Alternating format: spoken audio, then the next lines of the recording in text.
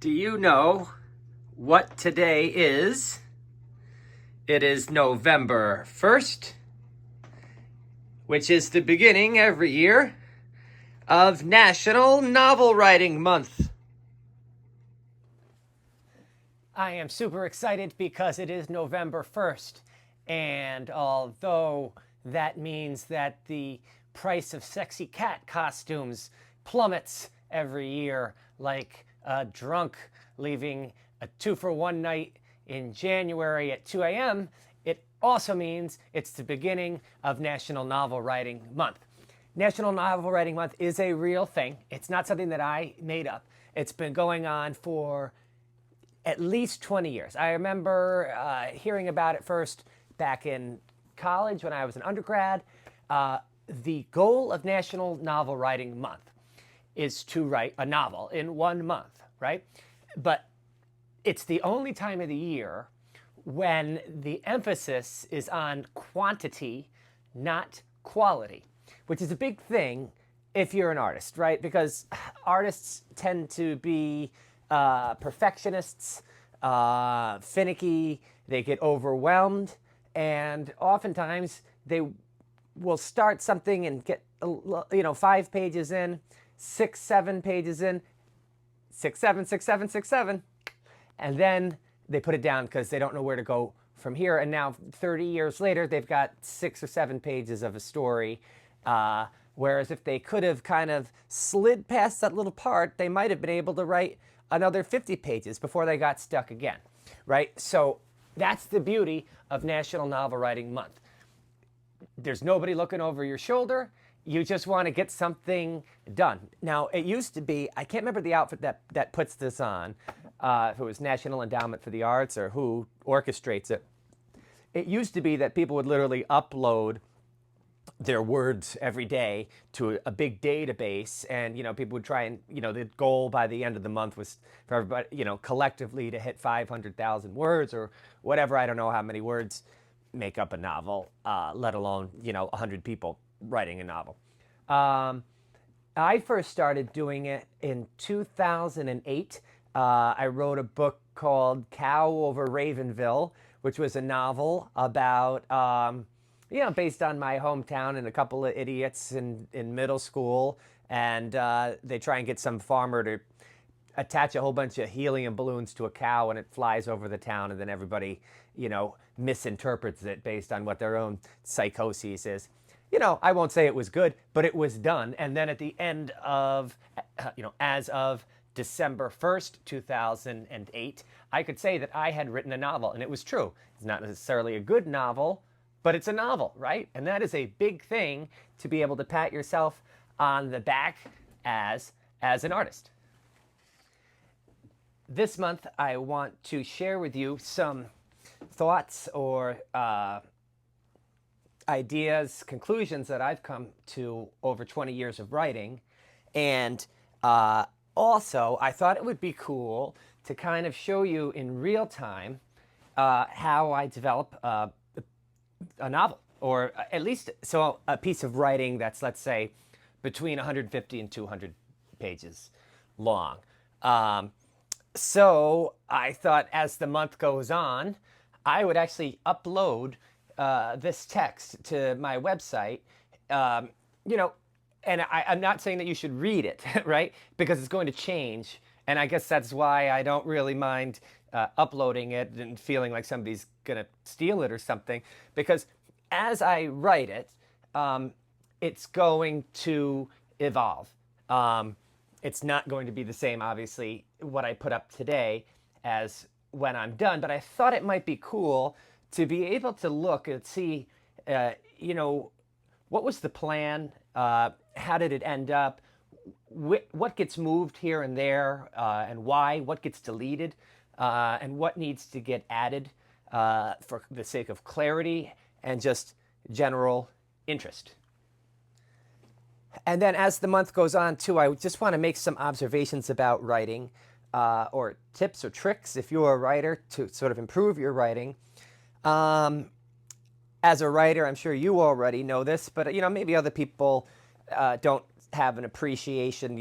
Maybe they think about writing the way they, because their exposure was, high school, something they didn't really want to read, a poetry lesson, this idea that like anything that you write is good, which is fallacy. It's wrong. There's a lot of writing that's crap. In fact, the majority of writing is crap. The majority of content is crap that anyone puts out. So there's maybe 10 things that I kind of want to touch on over the course of this month as I'm talking about writing generally. One, how reading is like dreaming, and therefore writing is like guided hypnosis. Two, how to describe characters, your characters, fictional characters, sometimes non-fictional characters, but fictional characters by combining traits of people that you actually know in real life, Frankensteining them together.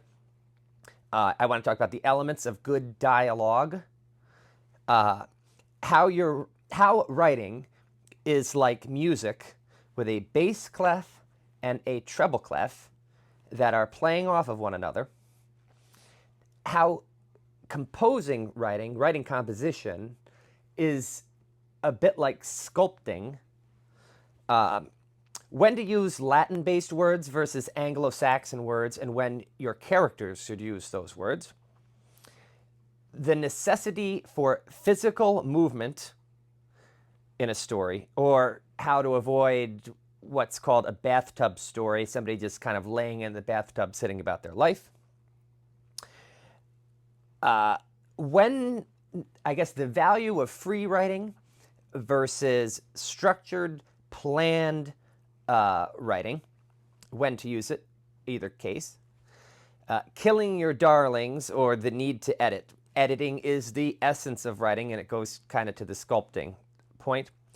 And 10, the need to balance archetypal characters with very particular objects, behaviors, and mannerisms.